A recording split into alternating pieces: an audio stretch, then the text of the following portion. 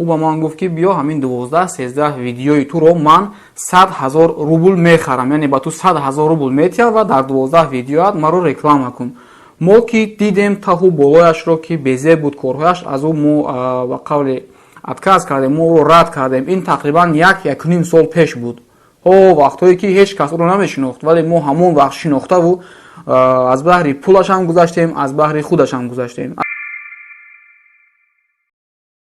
ин бошад маслаи тиква аст, безарар аст, барои дамиши шикаму рӯда аст, барои ёрдам медиҳад онҳое ки дарди меъда доранд, желудка, яъне ки язва желудка ёрдам медиҳад, беҳтарин равған аст. Ин бошад масла кунжут аст, ки барои нафарони пӯсташон безеб аст, бисёр хуб ёрдам мекунад, барои рехтани мӯи сар низ сахт ёрдам мекунад.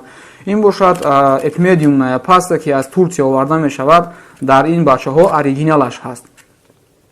барои мардоне ки аз қувваи мардинагиашон каме нороҳат ҳастанд, каме камбудӣ доранд, ба онҳо хуб ёрдам мекунад.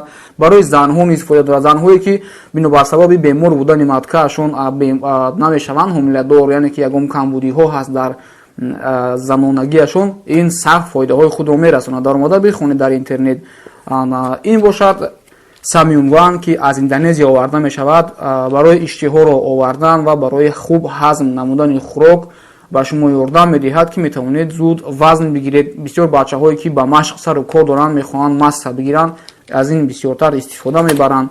ва ин бошад Colic Wind ном дорад, ки аз Египет оварда мешавад, барои ҷарроҳӣ бардоштани буғумҳо, мушакҳо, шамол хӯрдан, баъд аз тренировка машқ кардан, яъне ки дард кардани мушакҳо, ягон ҳаракатҳои ноҷо кардан, ягон ҷо дард мекунад, аз ин мағз истифода мебаранд, зуд ёрдам мекунад. хуб дӯстони азиз, барои ҳамаи инҳоро хайрдорӣ намудан ба ҳамаи рақамҳое ки мебинед занг занед, ба тамоми шаҳру вилоятҳои Русия ба шумо равон мекунанд.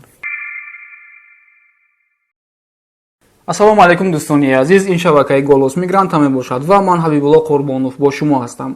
дӯстони гиромӣ, чӣ хеле ки ба шумо ваъда карда будам, ки оиди сафари президенти ҷумҳурии Тоҷикистон Эмомалӣ Раҳмон ба Русия, ки 17 апрел баргузор мегардад, ба шумо маълумот медиҳам. Дар ҳамин ваъдаамон ҳастем.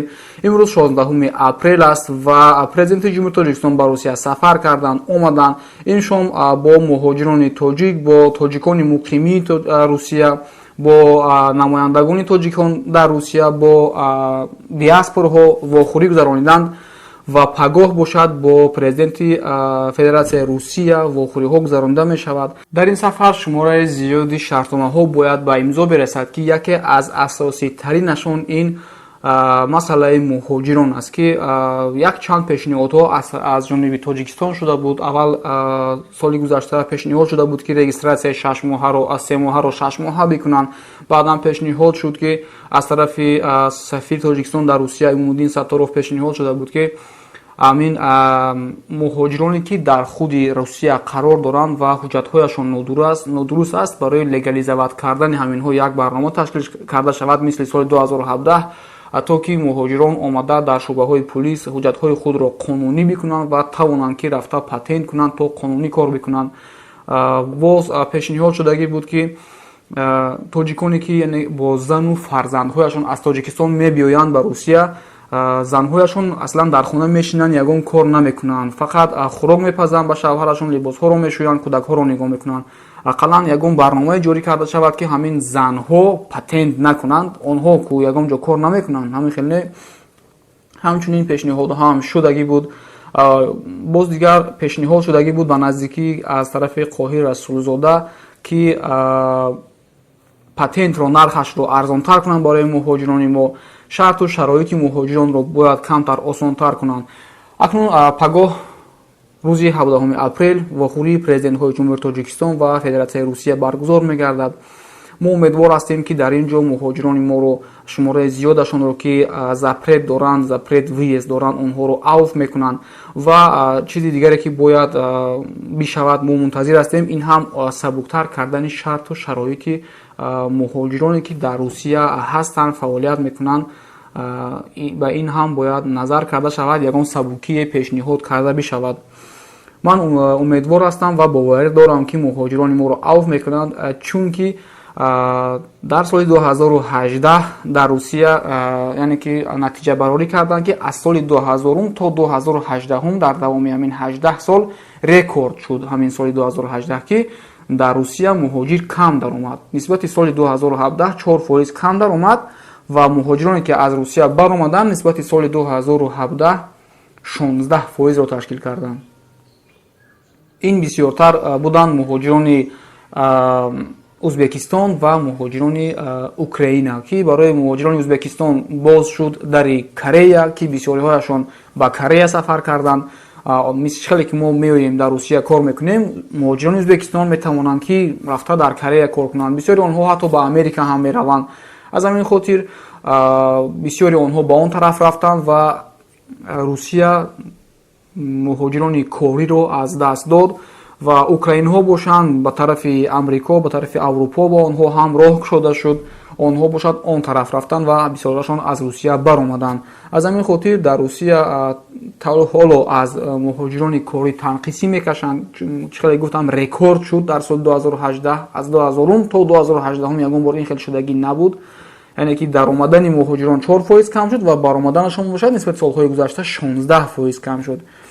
аз ҳамин хотир пур кардани ҷои онҳо ягона роҳаш ҳамин аст ки муҳоҷирони тоҷикро бояд виездашонро кушоянд то ин ки омада онҳо ҷойҳои корҳои хориро пур бикунанд. сабаби дуюмаш бошад ин шарту шароитҳои муҳоҷиронро вазбин кардани Русия мебошад, чӣ аз тарафи қонунгузориаш, чӣ аз тарафи ғам додани дар роҳ пулисҳо бошад ва қимат кардани патент, қимат кардани регистратсияву иҷорапуливу хӯрокҳояш бошад, рӯз ба рӯз қимат шудан дорад ва даромад бошад камшавӣ. аз ҳамин хотир бисёри муҳоҷирон Русияро ихтиёран тарк мекунанд. бо ҳамин сабабҳо умедвор ҳастем ки дар вохӯрии пагоҳ рӯзи 17 апрел ҳатман виезди ки запрети манъулвуруде ки барои муҳоҷирони тоҷик гузоштаанд кушода мешавад ва муҳоҷирони мо ба Русия меоянд. онҳое ки дар Русия ҳастанду ҳуҷҷатҳояшон вайрон аст, дер карданд ки умуман беаҳамиятӣ карданд, ба онҳо ҳам шояд ягон барномаи махсус ташкил карда шавад ки мисли соли 2017 рафта дар шӯъбаҳои пулис муроҷиат мекунанд, ба онҳо мигратсионная картаи нав медиҳанд ва рафта регистратсия мекунанду аз пайи супоридани патенту дигар яъне ки легализоват кардани корҳояшон мешаванд. хуб дӯстони азиз, мунтазир бошед, наворо ҳатман ба тамоми ёру дӯстони худ паҳн кунед то ин ки мунтазир бошанд. пагаҳ ҳар чизе ки шуд кӯшиш мекунам аввалин шуда ба шумо хабар бирасонам ва киҳо кадом статьяҳо кушода шуд, чӣ кор кунед, ба куҷо биравед, ҳамаашро кӯшиш мекунам ки пурра фаҳмида ба шумо якто сода карда бифаҳмонам ки ҳамин маърака намедонам шояд муҳлати муайян дошта бошад, 1 моҳ, ягон 2 моҳ. дар ҳамин муҳлат тавонед шумо худро ҳуҷҷатҳои худро дуруст бикунед. дӯстони азиз, пеш аз ҳама ман мехоҳам ки дар саволи шумо ҷавоб бидиҳам. яъне ки бисёриҳо дар комментарияҳо навистанд, бисёриҳо аз ман пурсиданд ки ҳабиб, ҳамин доруҳое ки шумо тавсия медиҳед, оё шумо маълумоти тиббӣ доред ё ки надоред? ҳамин доруҳои шумо зарар медиҳад ё ин ки намедиҳад? дӯстони азиз, ман ба шумо гуфтанӣ ҳастам ки аввал ин ки инҳо доруҳое ки дар аптека мефурӯшанд ин хел дору нестанд, яъне ки химикат надоранд. инҳо ҳама маславу равғанҳо ҳастанд ки ман ба шумо тавсия медиҳам. бисёриҳо ҳаминро савол кардаанд. ва дуюм дар бораи он ки ман маълумоти тиббӣ дорам ё не, ба ҳар ҳол ман инро аз гурӯҳамон мо маслиҳат мекунем, баъд ба шумо тавсия медиҳем. чизи зарарнокро ман ҳеҷ вақт ба шумо тавсия намедиҳам. дар гурӯҳи мо духтур ҳам ҳаст ки як бародари мо дар яке аз беморхонаҳои калонтарини Москав ки Бурденко ном дорад, дар он ҷо ҳамчун врач кор мекунад. ба ғайр аз он донишҷӯҳои русро ки мехоҳанд дар донишгоҳҳои хориҷӣ бихонанд, онҳоро бо забони англисӣ медицинаро дарс медиҳад. барои чин таърифҳоро карда истодам, яъне ки духтур, яъне ки врачи хуб аст. мо бо ӯ маслиҳат мекунем, баъдам ба шумо тавсия медиҳам. аз ҳамин сабаб шарт нест ки ман маълумоти тиббӣ дошта бошам. мо ҳамроҳи командаи худ мешинем ки дар он ҷо духтур ҳам ҳаст, айтишник ҳам ҳаст ки дар бораи телефону компютер, дар бораи ҳамаи чӣ маълумот медиҳад. худам таҷрибаи 7 сола дар банк дорам ки IT специалист кор мекардам солҳои пеш дар банк дар Тоҷикистон.